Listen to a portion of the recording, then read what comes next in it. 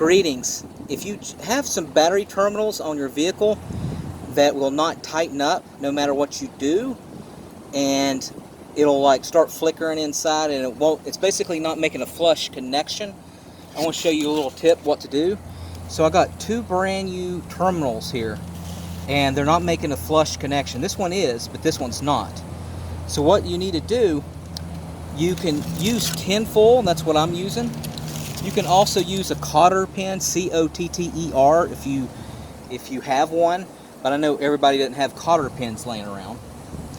So what you're going to do is you're going to see on this one, in order to get a more snug fit, I'm going to use rolled up tinfoil.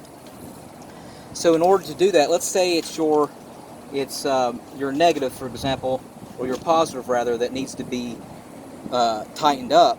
What you're going to do is you're going to go ahead and unloosen your left and make sure it's not hitting the post. The terminal's not hitting the post to be safe. And then what you're going to do is take off your terminal. You unscrew it basically right here.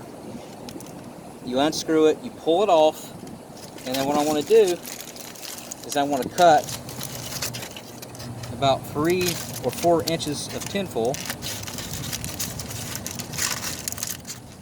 And it doesn't matter if it's too long. And then tighten it up as needed. So what you do is fold it like this. Like this. And what you're going to do is you want to lift up. What you're going to do is you want to lift up the terminal. Alright? And you want to snug it in like that. And it doesn't matter if it's hanging out. And then you're going to put it over. You'll be surprised, it'll be a very snug fit. It'll be very difficult for you to do it. Tinfoil is an excellent conductor and it's safe to use.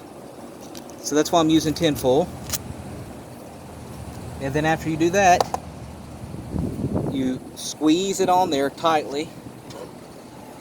Then you retighten it on here. And then you just cut the excess. And of course you can do that with a cotter pin as well. And that started up great for me, and it works great. I've done several trips with it. Alright, thanks for watching. Make sure you subscribe.